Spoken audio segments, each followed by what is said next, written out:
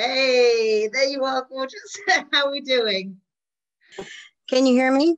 I can hear you. And we have Lance coming in there as well. Miles, excellent. And Leah, there, we've got it. Have we got everyone in? Right, guys. I think we're waiting for King Noir and Master Joshua and Nissa. Nissa. So unfortunately, Nissa she's had an adverse reaction to a jab, so she won't be with us today. Oh, no. And also we've had, unfortunately, Jessa and Jasmine and King Noir have had an unforeseen personal circumstance, so they weren't able to join us yesterday and are out again today. So Leah stepped in because she's has some experience in the past. A little bit, right? Just a little bit. So, thank you all for joining us so much. I'm going to hand over to you guys now so you can crack on and give the people what they want to hear rather than listening to me any further. Oh, I love listening to your voice.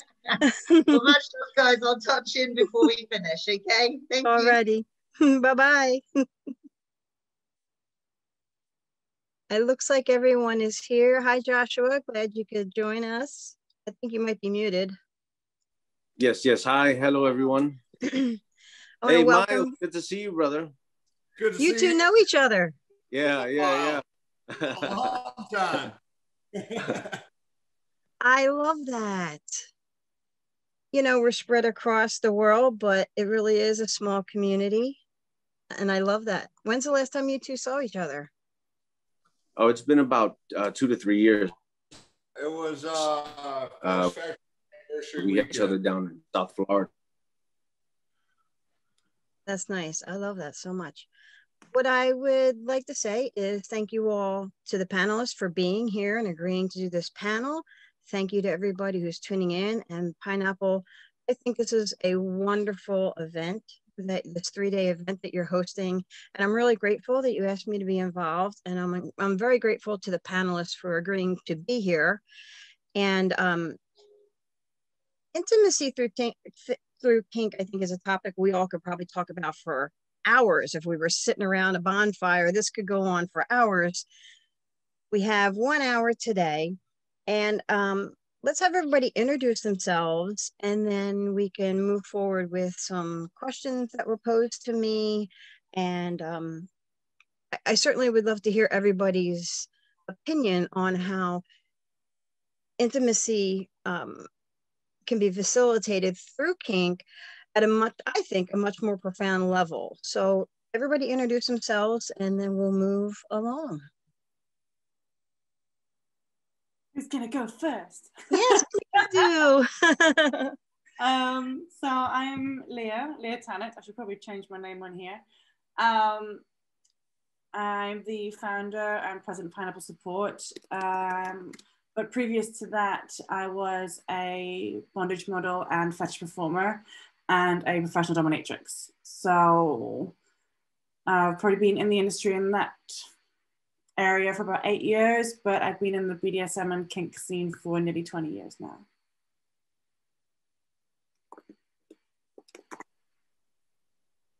Joshua, would you like to connect? My name is Joshua, also known as Master Joshua in the kink and leather community here in New York City. I've been in the lifestyle well over a dozen years. I'm a pro-dom, a lifestylist, event host, educator. I can throw in a ton of other stuff, but primarily, I try to help bring healing through kink journeys and life journeys. I'm very thankful to be on this panel. I think this is an incredible topic and an important topic, and I'm looking forward to talking about it. I'm Miles Stryker.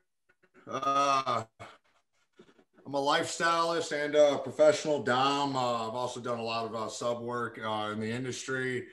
I've been in BDSM for about 12 years now. I did like 8 years lifestyle before I ever went professional. Very happy to be here. Thank you for inviting me. And I'm excited about this topic. Oh yeah. Cool. I'm Lance Hart. Really happy to be here. I started performing in 2007 and making my own movies in like 2010-ish. And currently I don't know, I wouldn't say I'm retired, but I don't work all that much because I've been putting content on the internet for so long. I just kind of, the internet just gives me money. It's kind of nice. But I occasionally, I'm still a huge pervert and I still play around and every now and then I jump in a scene and stuff like that. So. Thank you all. I see somebody else up on the screen, but I can't tell. Is there somebody else that has joined us? Okay, no, maybe not.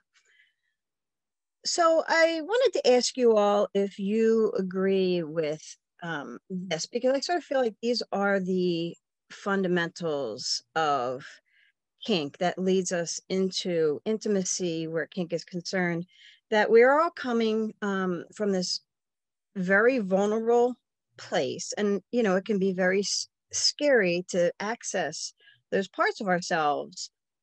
But with the fundamentals of kink, which in my opinion are communication, which leads to trust, which then leads to consent, that leads to profound intimacy. And I wanted to know if you all agree with that, if you can expand on that a little bit, and let me know what you think about that concept. You mind if I jump in, Mistress? No, not at all. This is actually a conversation I've been having a lot lately. There was someone I was talking with who had heard me on a discussion group a few months ago, and they heard me say that the journey is temporary. This lifestyle journey in the community is a very temporary thing. And they were puzzled by it. They were like, what do you mean? And what I said is, when you realize that it's not the kinks that we're after, but it's the connections that we're looking for. And the connections come through communication. Just as you said, there's a process that happens that allows us to build the trust so that we become comfortable with the idea of being vulnerable, right? Because who survives their childhood? Not many, really, right? And on this side of my journey, the kink and the play is all a byproduct of the investment into the connection, right? If I feel comfortable with you, I will make myself a lot more vulnerable with you. I will tell you things that I've not shared with others before because I know you're not going to judge me, right? So the intimacy and the healing that can come through these bonds is through the communication, is through learning what it is to trust and to be seen and heard by the people you're engaging with. So I agree with your process, absolutely. Yeah, I always felt like when I was, to lead on from what you just said there, Joshua, when I was pro-doming, the people that would come to see me would open up more about their fantasies, not just about their fantasies, about themselves, about what they really craved, about what they wanted to feel, and to be able to create a space where people could say these things, could express themselves, where, you know, and maybe even with their partners, with their friends, in their general life, they felt like they had to keep these things bottled up and weren't able to be their real true selves. And then to create a space where a space of acceptance and non-judgment, and to allow that person to really express themselves, embrace who they are, and not feel any shame for it was an incredible thing to be able to offer. So I completely agree with you there. Yeah, I'm actually, I've been talking with this girl and just kind of started playing with her recently. And this was like a big thing. So she was going around trying to find a dom, and she kept running into these guys who felt that being a dom was, you know, calling her a bitch all the fucking time and telling her to do stuff and just, you know, and it really, really messed with her head a bit. You know, and then it was like she was talking with me, and I mean, my first thing was I was just take her out. Let's just go get some lunch. Let's talk. One of the biggest things I always say is it's all about. I mean, I completely agree. You got to communicate and build that connection, but also like you have to be something. If you have to be something worth respecting. You know, you have to show respect. You have to give respect first. You know, you got to show them that they are a valuable person. You know, one of the biggest things I always say is, like, true submission is a fucking gift. Somebody's giving themselves over to you and trusting you with them. You have to build that bond first. You can't just sit there and be like, oh, well, oh, you want to get spanked? Whack. Like it's just doesn't work that way. So, you know, after talking with her and talking, and sometimes people find me boring when I'm looking for play partners because I'm not ready to play just right away. I want to keep talking. I want to get to know you a little bit. I want to understand you. I want to understand your traumas a little bit too. And then it turns into, what was it? Just, I gave her a massage last night, and I call this BDSM through massage. But I gave her a massage last night, and it was one of the most greatest feelings ever, because she let her vulnerability out so much after all that she just broke down and started crying in my lap. And it's just one of those moments, you know? But yeah, I mean, I totally agree. Communication, trust is fucking everything in this.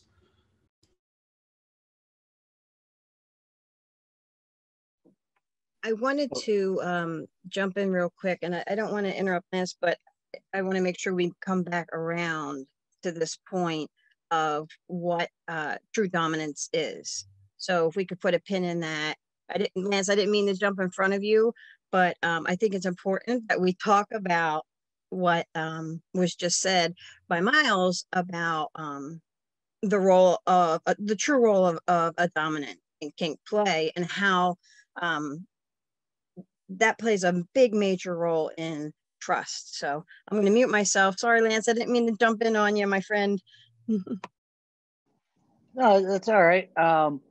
So I've been doing fetish stuff for so long, and I think I wasted a lot of time thinking about dom, sub, protocol, that kind of stuff, because I thought those were the only options. Like, okay, I like prostate orgasms, I like it in the butt, I like it impact on my balls, but it took me years to really admit to myself, I don't really like being submissive, as you know, I don't like being told what to do.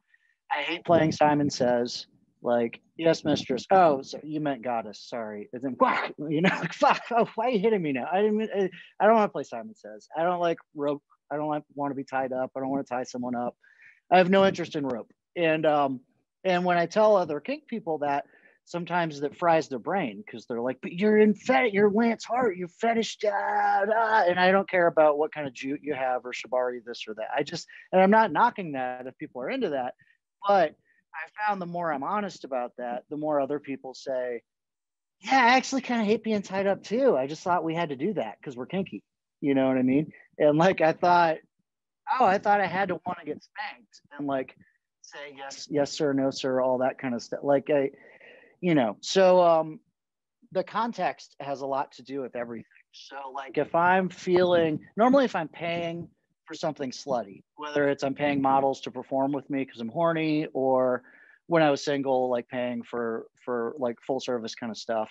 I never really look for a dom, even though I like to be subby if I'm like really, really horny, I want to be subby, because you get stuck in the protocol every time, you know, where they want you to start out on your knees. Yes, mistress. Yes, goddess. They learn all this kind of stuff. And really, I just had to start learning. Like, I kind of lean towards more like going to a strip club and just finding a stripper that wants to make $500 and just say, hey, can you sit on my lap and say mean things to me and like say this or that? And then if I come in my pants, I'll give you $500. If not, I'll give you $300, whatever. You know what I mean? And you kind of get what you want that way. Better. And communicating with other people, it always, so many times I've been in situations that I thought would be a full-on fantasy, but in the moment it was just uncomfortable because there's camera people in the room. Or last night I was at a party, I happened to be wearing like nylons and panties and like had a chastity thing on underneath my Levi's because I was gonna fuck around with my wife when I got home, and it just kind of like added to the thing. Hey, I'm gonna go out like this, I'm gonna come home, it'll be hot, right? And I met a new friend and she was wearing matching shit underneath her stuff, like a trans lady. And I was like, oh, we're like twinsies. And then she goes, hey, this guy's in chastity. And then she like grabs my thing. And normally that would be hot because it's like a room full of hot women and da da da. But it was awkward because it was a party and I don't know half these people and I was hungry and I don't know where this is going to go from here. And so like the context has more to do with anything than what role am I going to play? And I don't know. Anyway, sorry, that's a long rant, but I just kind of want to throw that out there. That's my experience. I don't think it's a rant. I actually think it ties in perfectly with what Miles was saying about the girl who had experienced these bad doms or tops. And we can probably go off on a whole thing about labels in kink. But today we're here to talk about intimacy. And one of the things I wanted to say and see what you all thought was, there seems to be sometimes a problem with the things that Lance was mentioning and probably the things that that young woman had come across, where people, somebody in a dominant position, you need an arsenal of information from the person that you're going to be playing with in order to fulfill them, because your ultimate goal is to fulfill them. So there does have to be lengthy conversations, and that leads to the trust, that leads to the consent. And just because you are in the position of dominant or top, you can't just willy-nilly do what you want. And that's a big, massive misconception that I keep seeing repeatedly in the community, where people think, oh, just because I'm the top or I'm the dominant, everything I say goes. And I think Lance, one of you mentioned something about getting slapped. That should not occur without consent and lengthy conversation if that's what the person actually wants. And I wanted to see what you all thought about that, because I don't think true dominance is just standing there and saying, you're going to do exactly what I want. I'm going to call you what I want and say what I want. None of that should occur without you knowing that's what the person you are sharing energy with wants from you, because you want to fulfill that person, whether it's a pay for play situation or it's a personal scene. So Joshua, I wanted to see what you thought about that. I think we may have talked about this in the past about all these fake doms. So I wanted to get your input on that, because this is all sort of tying together, and it is a little bit of an issue because we need folks to feel safe when they're engaging with us, feel safe through kink, to work through their healing. I'm going to pass it to you, Joshua, see what you think on this. So I've been hosting parties for about 8 years now, 7 or 8 years. And what kickstarted my desire to host events was something lacking that I noticed when I would go out to different parties. And what I noticed is it was a very transactional engagement, right? People come, what are you into? What are you into? This, check box, check mark. And now we match our kinks and then we go play. And, you know, a lot of these connections they didn't have much substance to it. And then you have competitive bottoming, right? Who can take more?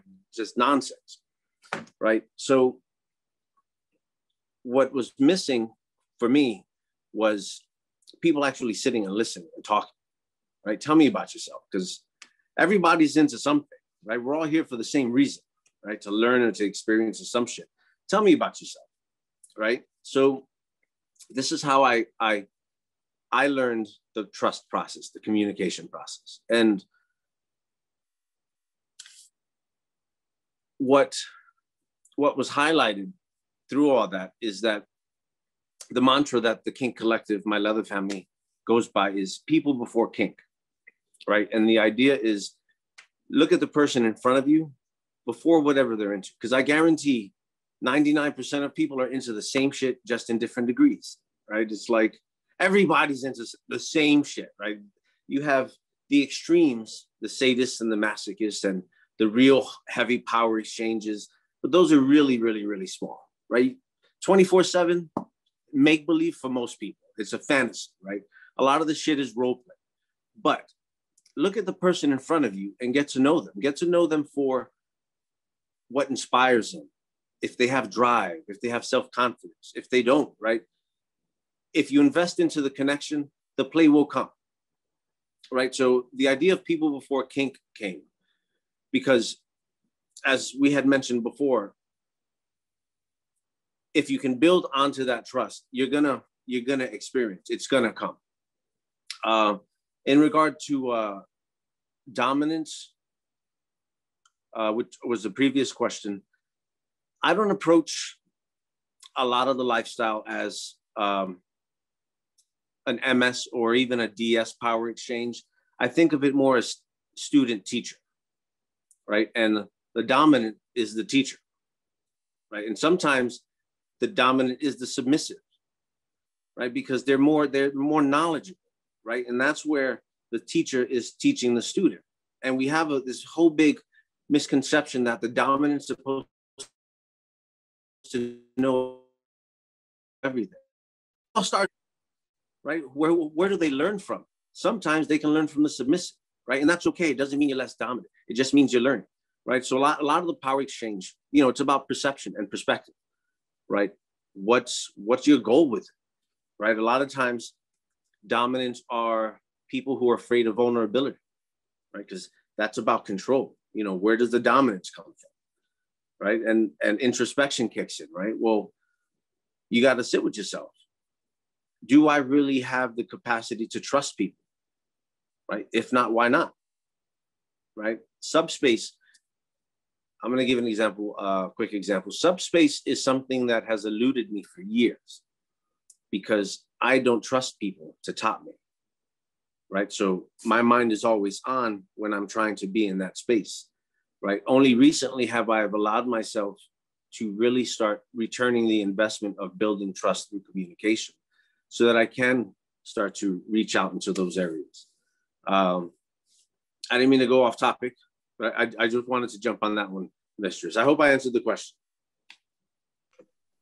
I don't think you're anybody's going off topic because all of this is intertwined and intermingled, and you know it's all layered upon itself. So I don't think that whatsoever. I wanted to ask Leah. Joshua had mentioned about learning from submissive. I know I have certainly learned, and especially in a lot of pay for play situations.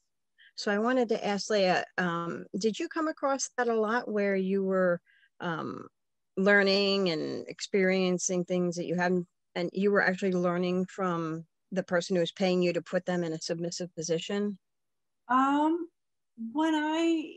When I started training to be a dominatrix, and I trained for over a year with 3 different dominants, 2 females, 1 male, where I would work with them on paid sessions where I wasn't getting paid, so I could learn, you know, the safety precautions, how to use, you know, all the latex balls and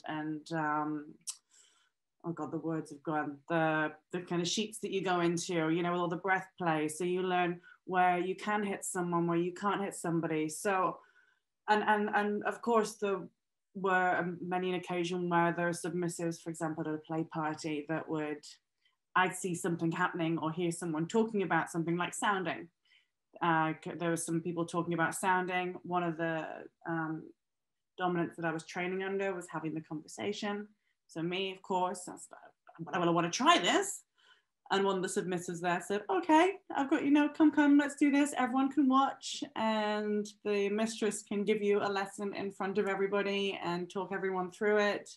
And, you know, so that was great. And, you know, I always say that it's, you know, it's actually the submissive that's in control. It's always the submissive that's in control. And when I was training to be a dominatrix, I put myself in the submissive role sometimes, and I didn't like it.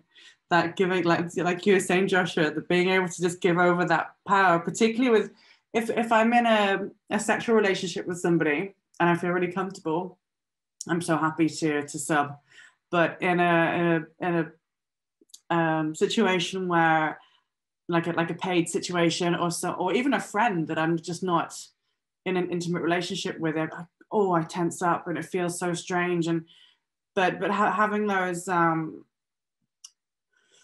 having that experience, you know, and you don't know where someone is, for example, when your senses have been taken away and you don't know where the next kind of whip's going to come from, or tickle, or whatever, or when the Hitachi is going to come out, and that nervous, that anticipation is very interesting and important to put yourself in that position before you put somebody else in that position to understand how it may make them feel. So yes, I've learned by being a submissive. I've learned from submissives because they've allowed me to practice and learn with them, with supervision. And then always you learn as you go, because you're always going to try new things. You're always going to meet new people who want to do something that you haven't even thought of before. So yeah, you constantly evolve. You constantly evolve. I wanted to ask Miles, the woman that you were engaging with. I wanted to ask you a little bit more. You know, I don't know how much she told you, but did you say that it was a male top, and that he had sort of just he was sort of just like, this is the way it is, I'm in charge, boom, that's it? No, really what it was that so these guys want to be with her. She says she's submissive. So these guys go and probably look up porn or something like that, and then go, oh, well, I guess I just got to call her names and be very, very rude to her and she'll like me. And then, like, when it wasn't working out and everything, they just made everything all about them. She would be like, hey, try to communicate with them. He said, well, I'm trying. I bought you that leash and shit like that. You know, it's like, I just remember she was like the most dominant thing he tried to do is he was like, bitch, I feel I would really like a cup of coffee right now. I'm like, you know, and it just being rude like that. But you see, another thing I want to piggyback off of on them, you see, I was submissive for like 9 years before I ever even like really went for the dominant side. So like freaking like there's just so much on that. Like I want to piggyback on one thing that Master Joshua said, and it's actually about Master Joshua. So the day I met him, freaking I used to do all these hardcore submissive stuff in my lifestyle, and then I went industry, and I literally was just doing things for the camera for like a year. And what was Goddess Phoenix? I love her. She tells me about Fetish Factory Anniversary Weekend. She was like, hey, come down here and get out some of your lifestyle stuff. You know, like you need some time for yourself. You know, you can't just always do this shit for the camera. I went down there my first night, find these people to play with. I haven't felt that type of connection, real, like actual fucking connection, in so long. I passed out. And when I came to, they thought I was on drugs. And I'm like, no, I'm not on drugs. I promise. I haven't felt this in forever. Like, I don't know.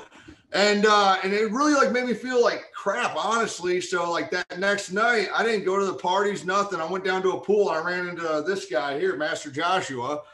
And we basically sit down and talk for like 3 hours. I don't know, just forever. Like the whole time this party's going on, we're just sitting by the pool, just talking.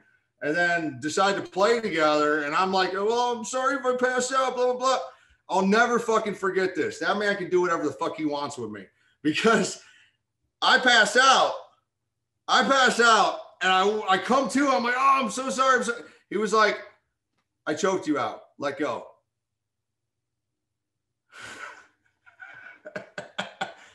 After that, I was just like, all right, whatever, man. Fuck it. But you know, and it's like that was like so fucking big. Like I just want to piggyback on the fact that, you know, he sat down, he talked to me for like 3 hours, he got to understand everything. And then next thing you know, it was like the rest of the fucking weekend. I'm like, whatever this fucking dude tells me to fucking do, I'm gonna do. So, but yeah. I remember it was really intense. It was a really beautiful, because when we sat and we spoke, right, you can feel when you do it with a different intent, then it's I got to put it into the right words because I don't want it to get lost. Miles had fallen into the experience of the transaction, right? I'm showing up and I'm shooting, and I'm playing a role as opposed to sitting and talking. And when we really got to connect, and it was a really brotherly bond. It was very military, right? There's a brotherhood of that, a camaraderie. And I kind of pick up emotions and feelings and weights, right? And you could feel it oozing off of him, just the need to be seen, right? And in intimacy, hold me, let me relax my body and know that I'm still supported. And we got into a really deep, it was a masculine scene, right? And to say masculine, it was a lot of body contact, a lot of friction. Like I was big into mixed martial arts. So a lot of closeness and grappling and moving energy back and forth. At the end of it, right, to see him feel witnessed was such a big deal. And those are the healing properties, right? It's you're validated, right, for how you feel and what you think.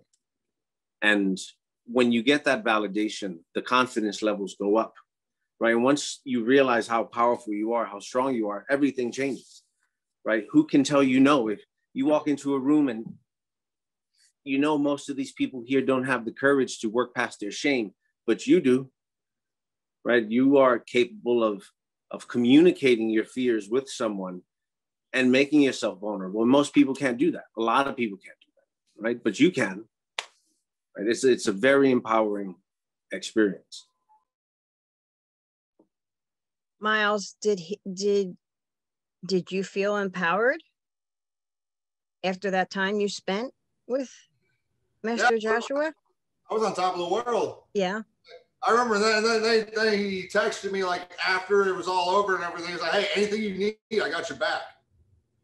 And yeah, I mean, I was on top of the world because it was also I never felt that submissive to another male before. That was also a whole nother like thing where it was just like I had so much trust for him after that it was. I remember the next year coming around, I was like, I can't wait to fucking see Joshua. And it was just I had so much trust for him. It was just fucking unbelievable. It was just I never. And when I left, I was so ready to just go back to work, get back into filming, get back to doing all the fucking things. That's like one of the biggest things I always say. Even me as a pro dom, when I leave some of my clients and submissives and stuff, what I always say is like, it's aftercare is so important because it's like I'm breaking you down. I'm stripping those layers. And we're revealing that trauma, we're revealing all these things. You're sharing that with me, you're sharing that vulnerability with me. And I got to put you back together at the end. Because when I put you back together, now you're stronger. Now you're solid. You're ready to handle all the bullshit in your life. And I mean, it was exactly like that. Like I fucking went back. I kicked ass that year and work,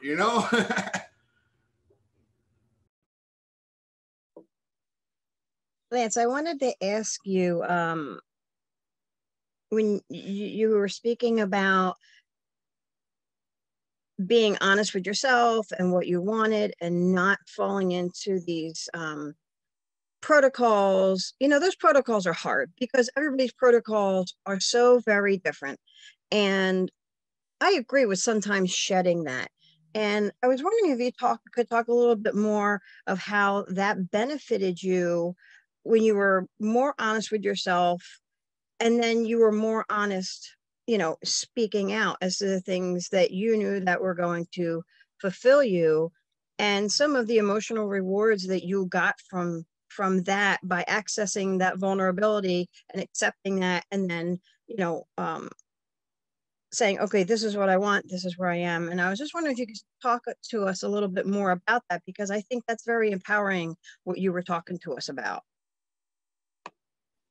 Sure.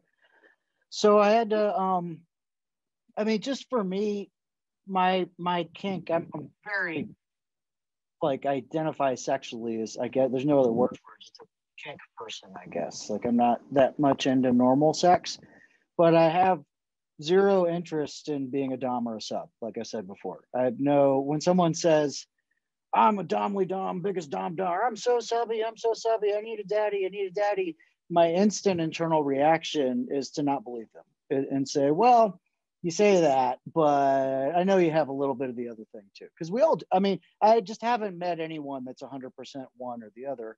Although I might one day. Of course, it's a big world. There's always going to be some variable outlier. But like Master Joshua said, some of these things are very rare. So once I sort of really own that is like a truth for me, it became important to like listen to what other people really want. And listen not just to their words, but like to the context, you know. For example, if I'm on the party I went to last night, is a birthday party. I didn't know anyone there. I'm a person who owns a porn company, and I have a budget, and I can hire the people in the room. Most of them, almost everyone in the room was a porn performer, right? So there's a power dynamic there. It doesn't make me better or worse. It's just that I spent my past 10 years doing that. So that's where I'm at. They're better performers than I'll ever be, you know? But there's a dynamic there because when we're talking, they're kind of trying to get work, right? Like they're saying, hey, they're asking me about this or that, because they're trying to get me to book them so they can get an extra 2, 3, 5 grand that month, you know? So I need to like pay attention to that. And really be aware of the other context. I'm a dude. I'm not the biggest dude in the world. Miles is much stronger than me, but relatively, I'm generally a pretty strong dude. So if I'm talking to like a twink or like a smaller lady, I have to respect the room that they might not. I mean, you know, that causes an effect. If I'm in a room with a really big guy, you know what I mean? It's different. And those things I need to pay attention to much more than when someone says, I'm a dom, I'm a sub, I'm into bondage, most of the people I've met that say they're into bondage, you later find out they got tied, they think they got tied up once, but they really liked that they got choked and they're into choking or whatever, you know what I mean? And I'm not knocking bondage just because I'm not into it. I know some people are really into bondage and it's fucking awesome. I think it's a beautiful art. But I think just take a beat and just be like, okay, but what does that mean? When if someone says something, what does that mean? And the protocol thing, it's just we're all lazy. I'm lazy. I hear every third or fifth word someone says in a conversation because I'm thinking about myself all the time, just like everyone else. And they say a thing and that kicks up a script in my head, you know, that makes me think, oh, okay, these are like in Terminator, the first one where he's got the options to say next. I don't know, I might be too old. You guys don't know what Terminator is, but like in a RP, like a video game, like say this, you can choose what to say. That's what's going on in most people's heads. So when I say I'm into ball busting, they all of a sudden think, okay, then he's looking for a dom. He's looking for this. He must also want this. And really just try and like breathe and pay attention. Listen with my legs is the thing that's helped me a lot. And just kind of pay attention to the room. And what I'm really going for is moments, just really quick moments. There in any sexual experience or kink experience, the whole, it's rare that the whole 4 minutes to 20 minutes to hours is amazing the whole time. There's like normally 3 seconds here, 20 seconds there. That's like mind blowing, you know, just like an orgasm buildup. You think about it. Last night I'm going down on my wife and I know she's building. And then I can't move my finger anymore because arm's killing me and I got to move. And she's like, fuck. So she loses a little bit, you know what I mean? And she's building. It's moments. I'm trying to build up those moments like a meter until she erupts. But it's not like the whole thing I did matters. It's did I get the moments right and time them right? I don't know if that makes sense, but that matters more than anything else. I've paid for sex workers to get me off, and everything about them is annoying. They're kind of not that attractive. They don't look like their pictures. And I'm like, God, but there's a moment that they nail and they don't even mean to. And I'm like, take all my money. That was amazing. Oh God, that was great.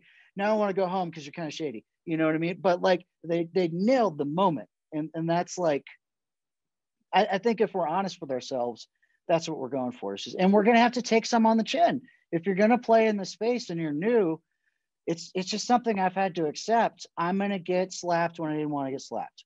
I'm going to get grabbed.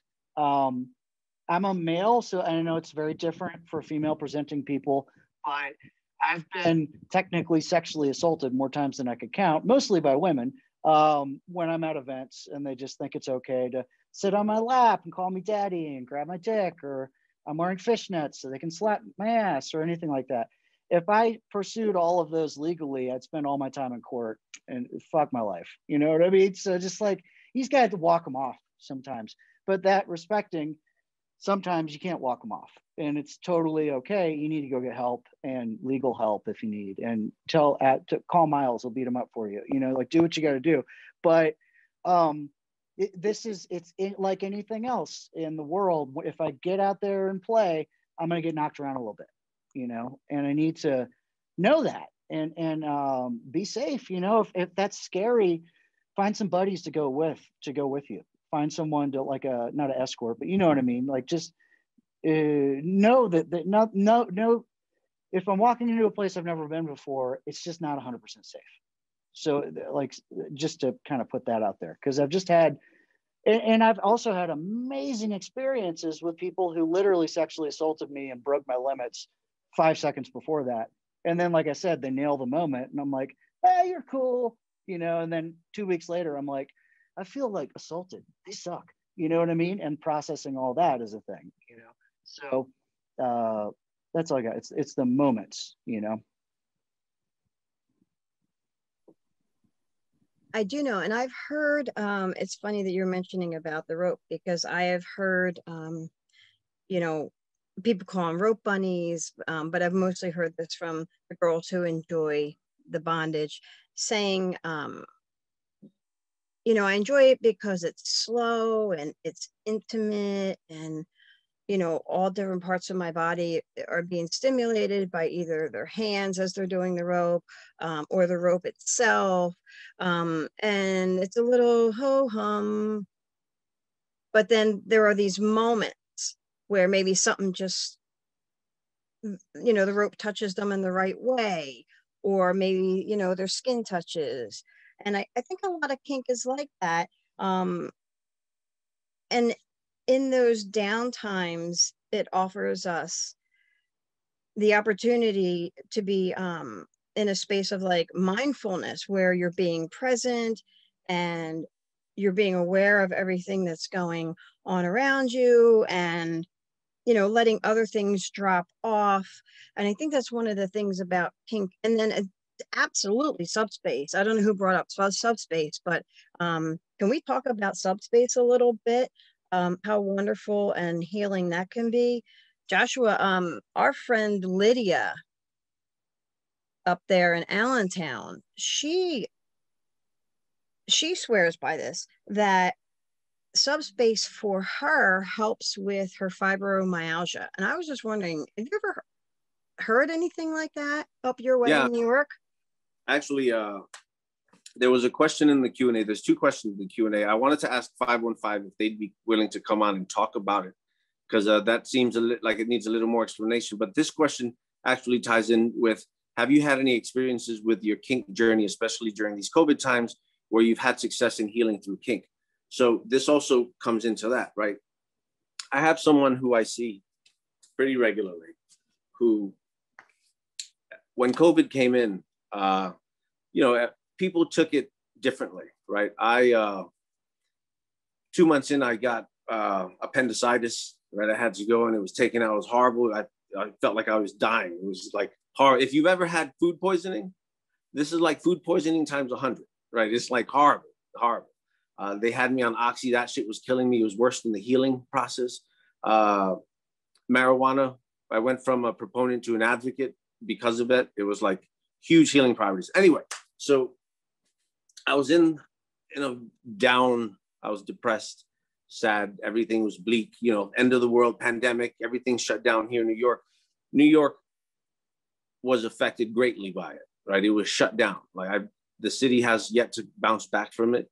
And it looked like 28 days later, right, when the guy's walking through London and it's a ghost town, that's exactly what New York looked like. And I had my first meeting with this person.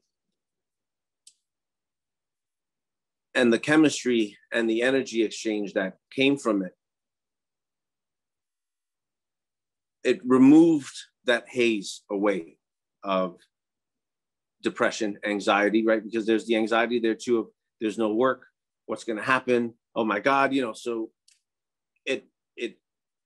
it was an outlet. I was able to pour out a lot of negativity, right? From their end, they suffer from anxiety. And from that time, from that session forward, for a good period of time, their anxiety was diminished. It was brought down really, really low to where they didn't have to take the medication, right? Unless it was necessary. But it didn't become necessary for quite a few months. There's also healing. I'm going to give one more story. There was a woman that came to see me who was diagnosed with cancer. And she was, for sure, in her mind, it was done, right? So she came with her husband and they were married for 40, 50 years. And she said to me, she said, I just want to feel beautiful one more time, right? And it's like, people don't think about the weight that gets put into the sex worker's lap, right? This person who is dying wants to feel whole again before they transition. And, you know, how do you handle that, right? Thankfully, it was successful, but, you know, there's pressure in that someone's coming to you with a need. It's not even a want at this point, it's a need. And they're entrusting us with our skill set to help them feel or help them fill that hole, right? It's very powerful stuff.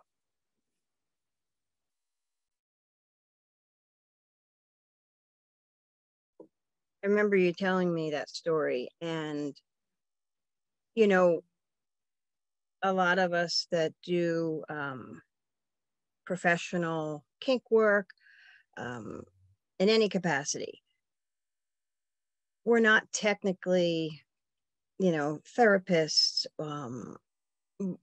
or healers, but we certainly do a lot of that.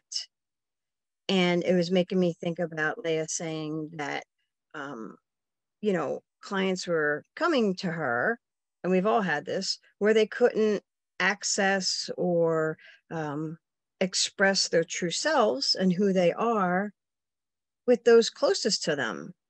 And, you know, that's pretty heartbreaking in itself. But then we become the person, and not even in a professional capacity. Like if you're going to a play party and you're meeting somebody and they're not able to express these things with their partners or whatnot, and they're coming to, you know, something that's going on in the scene, and you meet them there, you're still helping them with that part of themselves and to go through that journey of themselves. And I was just wondering, you know, what do you all think? Like, how do you begin to help them with that? You know, to facilitate that intimacy with the kink? Oh yeah, go ahead, please. So I've recently changed my process. Before people would reach out, we'd have a short exchange. We decide if we're going to work together or not, and then we go and move on to our session. And what I changed it to is more counseling-based service, right? The session will be there, but we're going to talk a few times, right? And what I feel helps the most is creating space for them to normalize the conversation of what their desires are, right? Because they're going to share something with you that they're deathly afraid of and embarrassed about. So who do they say? And it'll most likely, if you're the first person hearing it, they've never shared this deep, dark secret with anyone ever, right? And the secret is they like things in their butt, or they like to be peed on, or they like to eat food off the floor, right? It's like, it's not, when you're really in it and you have moved past the threshold of judgment, when you create that space for someone, that's what we facilitate. That's how we can start helping them open those doors, with the idea of planting the seed that the experience you're going to have with me is something you're going to be able to replicate with everyone, right? Because if you see what it feels like to not be judged, why don't you not judge people and create the same space for others, right? And it's like, it just creates better people. But we have to create the space in order for them to talk, right? To say the shit that they're deathly afraid of being laughed at, right? And once they can say that and they can breathe, right? It's like, I'm okay, right? My head didn't explode. Oh my God, I am submissive, right? It's like, it's all right. It's okay, right? There's nothing wrong with us, right? Let's start there. So a lot of times I would get these sessions and these clients, and they would hit me up and they'd be like, "Oh, so nervous." They're just like, "Oh, so how does it start? Like, are you just gonna like come in and just start yelling at me and you know?" And one thing I always get a lot is you're so much nicer than I thought you would be. But the thing is that what I always tell them is this. Well, what I always do is I say, "Listen, your hour doesn't start till I say it does, but we're going to spend some time talking as individuals first." Like, and it's actually kind of sad how much that blows a lot of these people's minds. Like that's the real sad part, is that, you know, and then they've never heard of aftercare or any of that. Like, you know, like I'll have male clients, and the thing is I'll tell them at the end of it, you know, like, hey, if you need to cuddle with me, it's okay. You know, like it's all right. And a lot of times it's just, you got to sit down and talk and get to know them, because a lot of times it's there's something going on in their life in this moment when they take that leap to hire me or something like that. There's something going on, and there's something they're trying to figure out about themselves. You know, and you want to make sure that you understand them enough that you can help them walk away stronger no matter what. And I always have to talk to them first, have to meet them, have to get to know them first. Like I don't do a session unless I do that. I can't just jump into stuff. I've literally had a person go, well, we'll just do. I was like, listen, man, like I'm not the dom you're looking for. Sorry. Like what? I'm not the dime you're looking for. I mean, I'm sorry, can't help you. And I think that goes back to those fundamentals that I was talking about. If you want to access those vulnerable places in yourself, there has to be profound communication. And really, it's in that realm of the communication where people are able to maybe find some healing, because they're accessing these parts of themselves as they're communicating. They're doing it in a space where somebody that they've come to, you're starting to build this trust, they feel safe. And it all goes back to this communication. You can't have any of this without that communication. And it is really hard sometimes, because you are accessing very vulnerable places within yourself. It happens to me a lot too, you know. I'm always expected to be this femdom type robot. And I had a situation where somebody wanted humiliation, and they wanted to use a word that my generation does not like to call gay men. And we had to have lengthy conversations about that. Because initially it was a boundary for me, but then it was somebody that I cared about, that was going to fulfill them. I want them happy. I want them fulfilled. But we had to have extensive conversations about it, because for me, it was a vulnerable place, because so many of my friends in the 80s and 90s were called that word, and were getting their ass beat as we were walking down the sidewalk and called that word. So even somebody like me accessing those vulnerabilities, you know, I was able to do it, but it took extensive conversation. And I think in order for us to have intimacy through kink, we have to have these lengthy conversations. It's almost like doing recon, but it doesn't matter which player you are in the kink equation. This has to go on in order for things to be successful. Like, what do you all think about that? Regarding when it comes to hard limits and soft limits, right? There's things that, generally speaking, there are hard limits. Like, there's no way I'll ever be into that. And then there's soft limits. Then you meet people and you realize that these are not so concrete, right? That these super hard limits are like, wait a second, I'm really curious about this shit, but I'm too ashamed to say it to anybody. So I'm gonna leave that over here. And your curiosities are like, they're like deep and light, right? Like you feel that those are bigger and more personal and you won't share them with anyone. But with the right people, those will go into the yes column.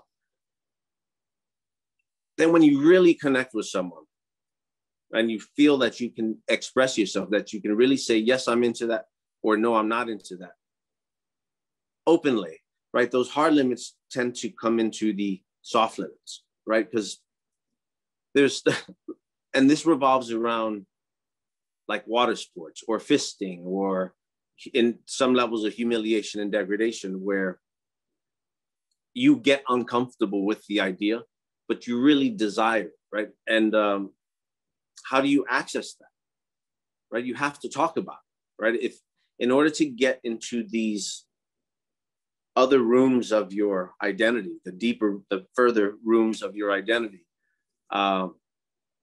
you need to, most people need to feel comfortable enough to share that, right? To say I'm not good with something is really hard for me sometimes, right? And I've been doing this long enough to where people, I was on a podcast and someone asked me about shame. They're like, Master Joshua, is there anything you have shame with? And they were expecting me to say no. I said, fuck yes, absolutely, right? We're people, right? Master just sounds cool, right? I'm just a person, right? We all have things that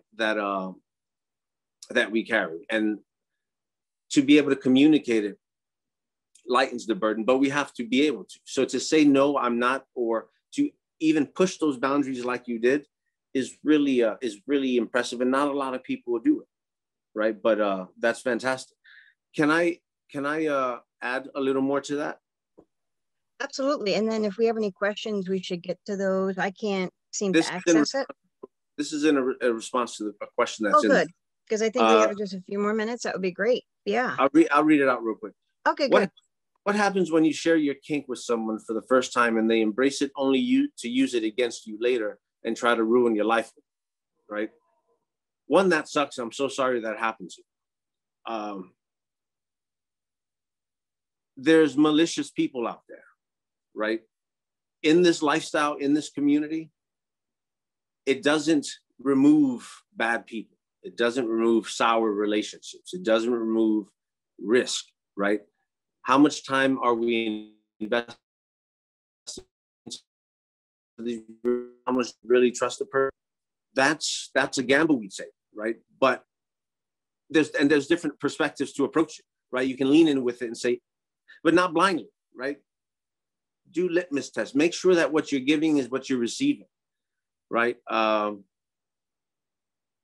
Don't follow your gut, right? There's a lot of introspective work when it comes to, there's a lot of introspective work that has to happen before we even go into relationships, but no one ever tells us this shit, right? We just throw it against the wall and see what sticks, because who taught us about relationships? Who taught us about ourselves? Who taught us how to communicate what it is we're looking to connect with, right? So when we give people trust and they burn us, it sucks. And you may not want to trust people for a while, and that's okay, because it'll take you time to heal. Take the time you need, right? Speak with other people about what it feels like to have experienced what you did, because that helps as well, right? I'm sorry that happened to you. There are good people out there, right? And more often than not, they're not going to look like the way we think they're going to look, right? Because we're looking to connect with people with our same orientation, with our race, with our religion, with our political views, and all that shit. None of it matters, right? When you can find someone who sees you and respects you as a person, run with that, right? Because what you had mentioned in the question is personal. You know, I'm into age play, right? It's a very vulnerable spot for me. And to have it used against me would be heartbreaking, right? I'm lucky enough that that doesn't have weight over me. But if it did, unbelievable. I'm sorry that you've experienced that. I'm sorry to hear that as well. I want to say that take the time that you need, like Joshua was saying, but there are wonderful people in the kink community. And the thing that I like so much about the kink community, and then we'll wrap up here, is that, you know, we're kind of marginalized. We're all in it together. We're all a little bit different than mainstream society, and you're going to find your people that you connect with. And a good example is Miles and Joshua at that event. These two gents coming across each other, and something wonderful came out of that. I think that was like a magical thing. I wish we could talk more just about that event, but I think we're at our time, right, Leah? Hey guys. Yeah. Is it? Can I just get like 30 seconds? 30 seconds? Yeah. Yeah. Sorry, it's kind of with the question about the kink shaming and someone ruining your life. That actually happened to me a few times in a row, way long ago, and it was a catalyst for me sort of making my life more awesome. And I just hope maybe John Dills, you have that opportunity. Because it hurt real bad. I got shamed in my little community I lived in. I moved, it followed me there. I had to move again. All my friends, I had a lot of friends that wouldn't sit next to me anymore. And it hurt. So I used that pain. Pain is like rocket fuel for change. So I use that pain to make my life as invincible to that in the future as possible, meaning fix my credit, get my finances in order, become self-supporting to a point where there's something to not getting rich, but having a little fuck you money, to being like, well, I can move. I don't need you, you know, and building a new circle of friends around me where to a point where whatever my shameful kinks are, I can say openly in public at a Walmart now, like, yeah, I'm wearing panties underneath my Levi's. What? Like, I don't care. You know, it makes me a lot of money. I don't, whatever. So, and age play is very common, very, very common. So I wouldn't, there's no reason to shame yourself over it, but I hope you can use that to rocket off from there. And whoever did that to you, just eject them with the space trash. I mean, they're a terrible person. So just, get them out of there. Thank you so much, Lance. I can honestly say on behalf of all the attendees, thank you so much to all the panelists. It genuinely is heartwarming for you to be so open and sharing with your stories. Hopefully it will help other people out there to sort of learn and get to grips with what they feel and what they want from their lives. But so thank you all for tonight, and please do join in for us as well for tomorrow. We start at 3 p.m. EST with T. Murray, and he's doing exploring therapeutic kink. So, and obviously, if everyone wants to be generous and keep us going, then please head over to pineapple-support.org, hit that donate button so we can do more wonderful events with wonderful people like this. Thank you, everyone. Have a wonderful evening, and we'll see you tomorrow. Thank you so much. Bye, everyone. Thank you. Bye-bye. Bye, everybody. Bye.